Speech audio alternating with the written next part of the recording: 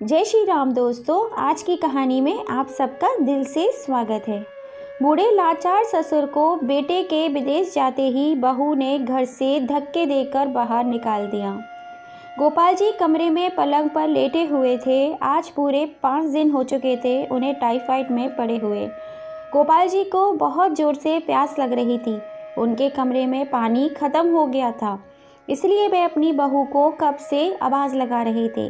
लेकिन बहू है कि बीमार पड़े हुए अपने ससुर की कोई भी बात सुनने का नाम नहीं लेती। वह मोबाइल में अपनी बातें कर रही थी। उसी गोपाल जी की आवाज़ से डिस्टर्ब ना हो जाए, इसलिए कान में हेडफोन लगाकर बातें कर रही थी। गोपाल जी आवाज़ सुनकर उनकी 7 साल की पोती उनके पास आई और अपने दादू को हिलाते हुए कहती है, दादू, ओ दादू, आंखें खोलो। दादू देखो, मैं आ गई। गोपाल जी मुश्किल से आंखें खोलते हुए अपने पोती का प्यार से हाथ पकड़ते हुए कहते हैं, मेरी प्यारी सी बेटी आ गई। तब चिंकी अपने दादू से पूछती है, दादू आपको क्या हुआ है? दादू बोले, बेटा मेरा एक काम करोगी? दादू को बहुत तेज बुखार है, दादू को दवाई लेनी है और जग में पानी ख़त्म हो गया है। बेटा क्या तुम अपने दादू के लिए 1 गिलास पानी ले आओगी? दादू की बातें सुनकर छोटी सी बच्ची चिंकी दौड़कर किचन में पानी लेने चली गई और अपने नन्हे नन्हे हाथों से सावधानी पूर्वक बिना गिराए हुए पानी 1 गिलास भर कर अपने दादू को दे देती है। वह जानती थी अगर पानी नीचे फर्श पर गिर गया तो मम्मी बहुत ज़ोरों से गुस्सा करेंगी, इसलिए उसने बड़ी ही सावधानी के साथ पानी का गिलास दादू को लाकर दिया। फिर दादू के रूम में ही बैठकर खेलने लगी। तभी गोपाल जी ने कहा, बेटा तुम बाहर जाकर खेलो, तुम यहाँ पर रहोगी तो तुम्हारी तबीयत भी खराब हो जाएगी, तुम्हें इन्फेक्शन हो जाएगा, इसलिए बाहर जाके खेलो। चिंकी गोपाल जी के पास से हटकर दरवाजे के बाहर बैठकर खेलने लगी। इतने में गोपाल जी की बहू उर्मिला आ गई और चिंकी का हाथ पकड़कर बोली, तुझे कितनी बार मना किया है यहाँ पर मत आया कर, लेकिन तू है कि मेरी सुनती ही नहीं। ना जाने कौन सा मंत्र फूंक रखा है इस बुढ़े ने तेरे ऊपर, जब देखो इसी के कमरे में घुसी रहती है। मैं कुछ भी बोलूँ तुझे समझ में ही नहीं आता। मैंने तुझे कितनी बार समझाया है इस कमरे में मत आया कर, मेरे मना करने के बाद भी बार बार इसी कमरे में आ जाते हैं। चिंकी अपनी तोतली सी आवाज़ में कहा, मम्मी दादू पानी के लिए कब से आवाज़ लगा रहे थे, आपने सुना ही नहीं तो मैं देने आ गई। चिंकी की बात को सुनते ही उर्मिला का गुस्सा 7वें आसमान पर चढ़ गया और वह गुस्से में आकर चिंकी के गाल पे 2 थप्पड़ जड़ देती है और उसे खींचकर अपने साथ ले जाती है। नन्ही सी चिंकी दादू दादू करती रोने लगती है। जब मन दुखी होता है तो आँखों से आंसू निकल ही आते हैं। नन्ही सी चिंकी बचपन से ही अपने दादू के संग ही खेला कूदा करती थी। उसके संग में गार्डन जाना, उनसे प्यारी प्यारी सी कहानियाँ सुनना, दादी दादू के किस्से सुनना, पापा के बचपन की मस्ती सुनना, अपने स्कूल की सारी बातें आकर अपने दादू को बताना। उर्मिला के पास तो उसके लिए टाइम ही नहीं है। मैं कभी भी छोटी सी चिंकी के साथ बैठकर आराम से बात नहीं करती थी, ना उसकी कुछ बात सुनती थी, तो अपनी मौज मस्ती में ही व्यस्त रहती थी और बाकी टाइम अपनी माँ से फ़ोन में बात करने में बिता देती थी। चिंकी को स्कूल लाने ले जाने का काम भी गोपाल जी ही किया करते थे, इसीलिए चिंकी उनकी सारी बातों को ध्यान से सुना किया करती थी। उसके दादू उसके दोस्त भी थे और उसकी माँ भी थे। गोपाल जी भी नन्ही सी जिंदगी पर अपनी जान लुटाते थे। उनकी पत्नी के जाने के बाद उनके जीने का एकमात्र चिंकी ही सहारा थी। उसे हर रोज़ पार्क में घुमाने के लिए लेकर जाते थे। उसके संग खेलना, कूदना, मस्ती करना, ये सब गोपाल जी चिंकी के संग किया करते थे। आप गोपाल जी बीमार हो गए तो सबसे चिंकी सीधा स्कूल से आकर गोपाल जी के कमरे में बैठ जाती है। बाहर बैठे बैठे उनसे बातें किया करती थी। दादू आप ठीक कब होंगे? आप जल्दी से ठीक हो जाओ, फिर हम दोनों एक साथ बैठ के बातें करेंगे, साथ साथ घूमने चलेंगे। मुझे आपके साथ बहुत सारा खेलना है। दादू आपकी गोदी में बैठकर मुझे कहानी सुननी है। चिंकी की बातें सुनकर गोपाल जी की आंखों में आंसू आ गए। नन्ही सी बच्ची चिंकी उनकी हर चीज़ का ख्याल रखती थी। किचन में काम कर रही शांति बाई ने खाने की थाली लगवा कर दादू को दे आती थी। कहती थी, दादू खाना खा लीजिए, खाना खाओगे तभी तो ताकत आएगी शरीर में, ताकत आएगी तभी तो हम दोनों मिलकर खेल पाएंगे। बेचारे गोपाल जी उस बच्ची का मन रखने के लिए रोटी के एक दो टुकड़े खा लेते हैं। दूसरे दिन जब चिंकी गोपाल जी से मिलने नहीं आई तो गोपाल जी को घबराहट होने लगी। मन ही मन सोचने लगे, आज चिंकी क्यों नहीं आई है मुझसे मिलने के लिए। तभी बहू चिल्लाती हुई कमरे में आई और बोली, मैंने कहा था ना आपसे, आप चिंकी से दूर रहना, लेकिन आपको तो मेरी कोई बात समझ में नहीं आती। अरे वह तो अभी छोटी सी बच्ची है, उसको तो ये सारी बातें समझ में नहीं आती, लेकिन आप तो 70 साल की उम्र में भी अपनी अकल को बेच खाए हो क्या। कल रात से ही छोटी सी बच्ची को बुखार में तप रही है। डॉक्टर को दिखाया तो उसने ये कहा कि वायरल फीवर है। बच्चे को ये बुखार किसी से मिला होगा। घर में कोई बीमार तो नहीं, आपको बच्चे को उनसे दूर रखना चाहिए था, लेकिन आपको कोई बात समझ में नहीं आती। अब देखो, परेशानी तो मुझे ही उठानी पड़ रही है। अब मुझसे और बर्दाश्त नहीं होता। जिस चीज़ से मुझे परेशानी हो उस चीज़ को ही जड़ से उठाकर बाहर फेंक दूंगी। इतना बोलते ही बहू ने गोपाल जी का हाथ पकड़कर घर से बाहर निकाल दिया और कहा, चिंकी तो बीमार हो ही गई है, कहीं आपके चक्कर में मैं बीमार ना हो जाऊं। अगर मैं बीमार हो गई तो कौन मेरे बच्चे को देखेगा। इसलिए बीमारी की जड़ को मिटा देना ही बेहतर है। यह पकड़ो अपना बोरिया बिस्तर और चलते बनो यहाँ से। गोपाल जी बहू के आगे गिड़गिड़ाते हुए बोले, बेटी मेरी इतनी तबीयत खराब है, मुझसे ठीक से खड़ा भी नहीं हुआ जा रहा, और इस बुढ़ापे में अब मैं कहाँ जाऊँगा।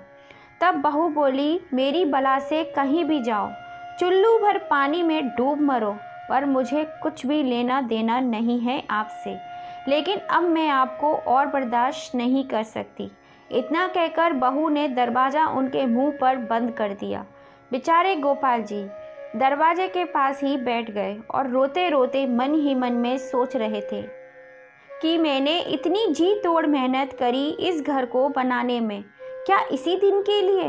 इनकी पत्नी रमा जी 30 साल पहले ही सीढ़ियों से गिरने की वजह से उनकी मृत्यु हो गई। गोपाल जी ने अपने इकलौते बेटे का विवाह अपने दम पर किया, क्योंकि जब रमा जी सीढ़ियों से नीचे गिरी थी तो उनका 1 महीने हॉस्पिटल में इलाज चला। सीढ़ियों से गिरने की वजह से रमा जी का काफ़ी खून बह चुका था। तब गोपाल जी ने अपनी सारी जमा पूंजी रमा जी को बचाने में लगा दी। इतनी कोशिश करने के बाद भी ना तो रमा जी बची और ना ही पूंजी बची। गोपाल जी की एक छोटी सी कपड़े की दुकान थी। जब रमा जी हॉस्पिटल में एडमिट थीं तो उनके इलाज के लिए उन्होंने दुकान को औने पौने दाम में भी बेच दिया, जिस कारण से गोपाल जी को आर्थिक परेशानियों से जूझना पड़ा। गोपाल जी का बेटा उस समय मात्र 10 साल का था। गोपाल जी के पास अब ना ही पैसा रहा और ना ही पत्नी का साथ। गोपाल जी और पर जैसे दुखों का पहाड़ ही टूट पड़ा था। उनका घर भी गिरमी पड़ा हुआ था। गोपाल जी ने कभी भी किसी के अंदर काम नहीं किया था। उन्होंने खुद हमेशा अपनी ही दुकान पर काम किया था। तब रमा जी जीवित थी तब सारे घर के काम वही देखा करती थी और गोपाल जी बाहर काम। अब उन्हें घर के कामों का कोई भी अनुभव नहीं था। अब दरवाजे की सीढ़ियों पर पड़े हुए मन ही मन अपने बेटे को याद कर रहे थे। उनका बेटा बैंकॉक में नौकरी करता है। आज उन्हें वो दिन याद आ रहा था जब उनका बेटा 10 साल का बच्चा था और अपने पिता का ख्याल रखता था। माँ की मृत्यु के बाद जैसे सुनील 10 साल की उम्र से ही बहुत ही सयाना हो गया था। जब गोपाल जी ने जीवन चलाने के लिए अपनी कमर कसी तो सुनील अपने नन्हे नन्हे हाथों से पिता को भरपूर सहयोग करता था। गोपाल जी को आज भी याद है जब उन्होंने अपने गले में पहनी हुई चैन को बेचा था। तब नन्हा सा सुनील अपने पिता की गोद में चढ़कर उनके सर पर अपने नन्हे नन्हे हाथों से हाथ फेरता है। फिर गोपाल जी उसके छोटे छोटे हाथों को पकड़कर चूम लेते हैं। तब वह नन्हा सा बालक अपने पिता से पूछता है, पापा आपके गले की वह चैन कहाँ गई? वह उसका पिता कहता है, बेटा वह चैन मैंने खाना खाने के लिए बाजार में बेच दी। तब वह नन्हा सा सुनील कहता है, पिताजी जब मैं बड़ा हो जाऊंगा तो मैं आपके लिए बाजार से नई चैन लेकर आऊंगा। गोपाल जी उसकी बातों को सुनकर नन्हे से सुनील को कस कर गले से लगा लेते हैं। फिर गोपाल जी की चैन बेचकर आए हुए पैसों से अपने छोटे से बच्चे को लेकर सड़क के किनारे चाय की एक छोटी सी दुकान डाल लेते हैं। आने जाने वाले लोग वहां पर रुक रुक कर चाय पिया करते थे। बगल में ही एक कपड़े की मार्केट थी, इसलिए गोपाल जी धीरे धीरे चाय का काम बड़ा ही अच्छा चल पड़ा। दिन भर में 100-150 चाय के कप बिकने लगे थे। जब गोपाल जी का चाय का काम अच्छा चल रहा था तो उन्होंने सोचा, क्यों ना अब दूसरी चीज़ों पर भी हाथ जमाया जाए। अब वे चाय के साथ साथ कचौड़ी, समोसे, भजिया भी बनाने लगे थे। इन सारी चीज़ों के लिए उन्होंने एक लड़के को रख लिया था जिसको ये सारी चीज़ें बनानी आती थी। धीरे धीरे लोगों को गोपाल जी की दुकान के समोसे, कचौड़ी, भजिया पसंद आने लगे। लोग वहां दुकान पर खड़े होकर खाते ही के साथ साथ घर पर पैक कराकर भी ले जाते थे। गोपाल जी जिस लड़के को दुकान पर समोसा, कचौरी बनाने के लिए रखा हुआ था, उस लड़के का नाम श्याम था, जिसे खाने पीने की चीज़ें बनाने का बड़ा ही शौक था। बस किसी दिन गोपाल जी से टकरा गया और गोपाल जी ने उसे अपनी दुकान पर रख लिया। जब गोपाल जी दुकान का काम अच्छा चलने लगा तो उन्होंने अपने बेटे सुनील का एडमिशन सरकारी स्कूल में करवा दिया। सुनील सुबह 7 बजे से दोपहर के 2 बजे तक स्कूल जाता था। फिर स्कूल से आके अपने स्कूल का होमवर्क किया करता था। बाकी बचे हुए समय में अपने पिता की मदद किया करता था। धीरे धीरे सुनील हिसाब किताब में अपने पिता की मदद करने लगा। धीरे धीरे सुनील का अब बड़ा होने लगा था और अपने पिता के काम में अच्छे से सहयोग करने लगा था और एक चाय की छोटी सी दुकान एक छोटे से रेस्टोरेंट में तब्दील हो गई। सुनील अब बड़ा हो गया था। गोपाल जी का सपना था सुनील पढ़ लिख कर एक अच्छी सी नौकरी करे। उन्होंने आगे की पढ़ाई के लिए सुनील को पुणे भेज दिया। सुनील भी दिन रात एक कर अपने पिता के सपने को पूरा करने में लग गया। उधर गोपाल जी भी दिन रात मेहनत करते थे। उन्होंने सुनील को किसी भी चीज़ की कमी नहीं होने दी।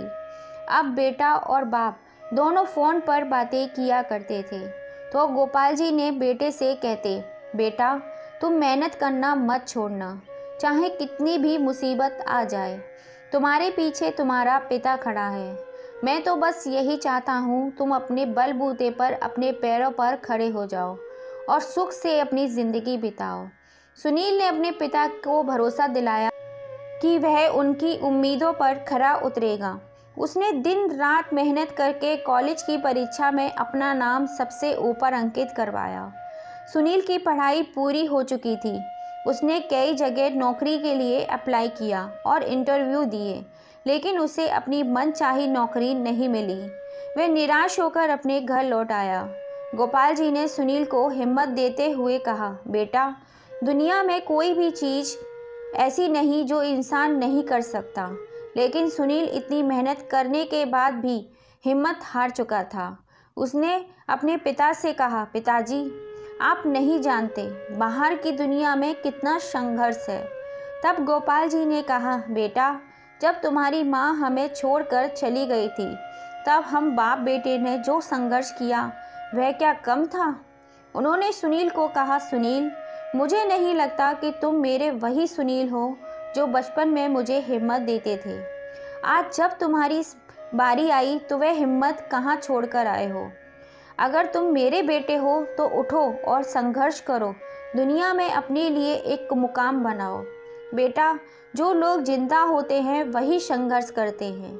मैं अपने जीवन की अंतिम सांस तक संघर्ष करना चाहिए। यूं ही बैठे बैठे किसी को कुछ भी नहीं मिलता है। सुनील के मन पर पिता की बातों ने असर किया। फिर से वह सुनील मेहनत करने में जुट गया। सुनील की मेहनत रंग लाई और उसको बैंकॉक में मल्टीनेशनल कंपनी में जॉब मिल गई।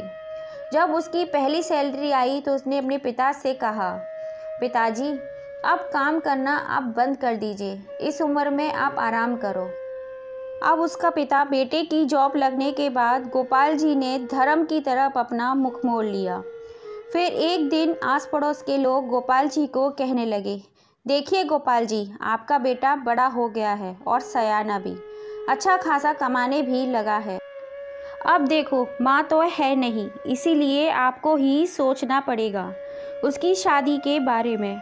अब लगे हाथ उसकी शादी भी करा दो। सुनील के लिए अब लड़कियों के रिश्ते भी आने लगे थे।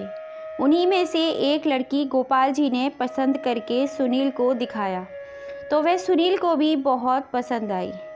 इसीलिए गोपाल जी ने बात पक्की करके सुनील का विवाह उर्मिला के साथ करवा दिया। 1 साल तक तो सब ठीक चल रहा था। उसके बाद सुनील का प्रमोशन हो गया और उसकी कंपनी की तरफ से अमेरिका में जॉब ट्रांसफ़र हो गई। कंपनी के एग्रीमेंट के अनुसार सुनील 5 साल तक अपने देश वापस नहीं लौट सकता था, इसलिए सिर्फ फ़ोन से ही बात हुआ करती थी।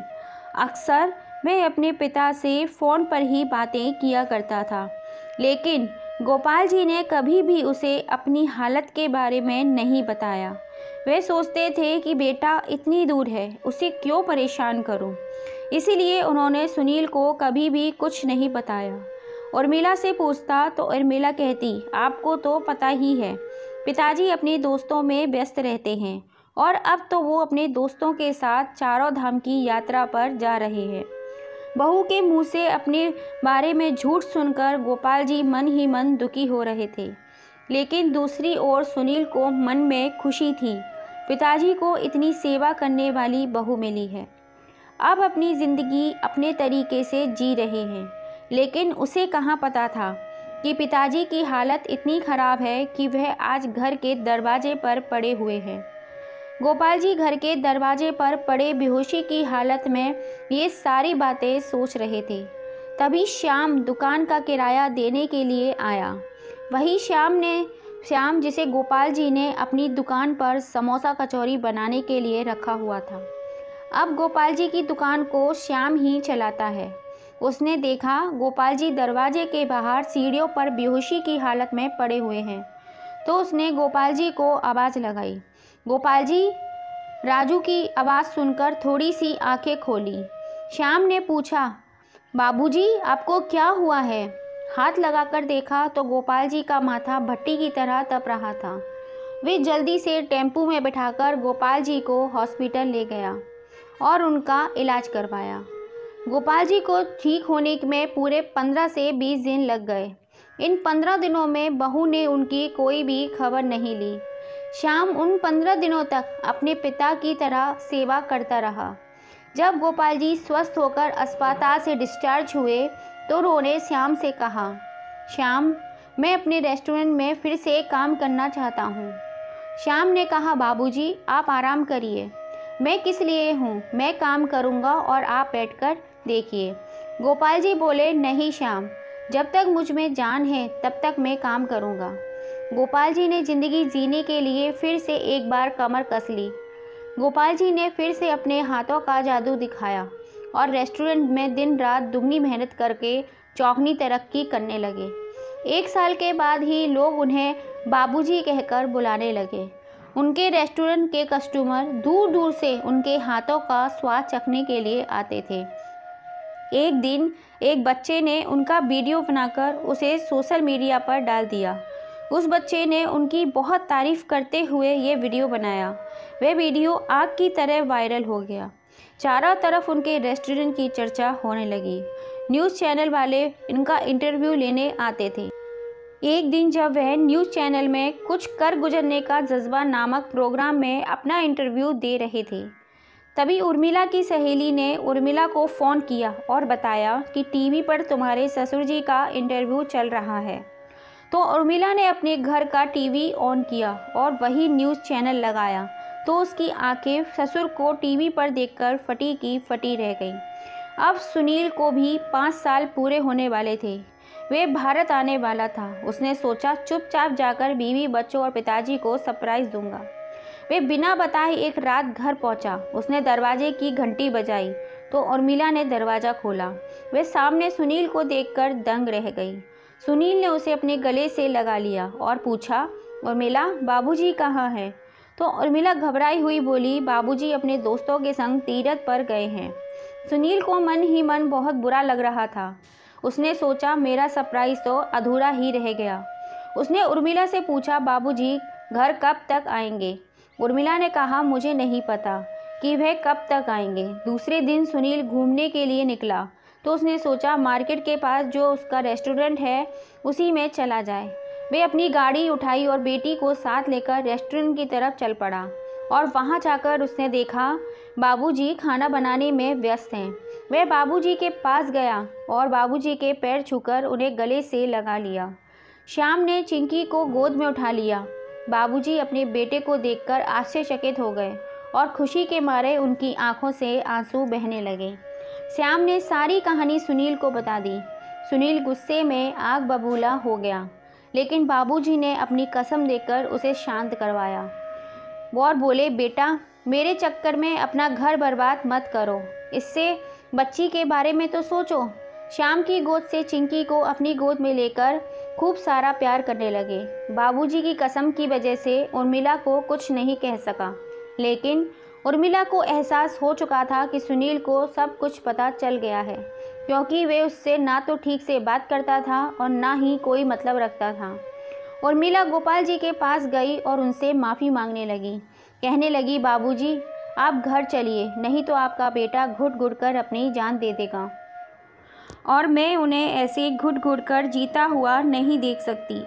गोपाल जी के पैरों को पकड़कर बोली, बाबूजी मैं अपनी बेटी की कसम खाकर कहती हूँ, अब से मैं आप दोनों के बीच में आने की कोशिश नहीं करूँगी।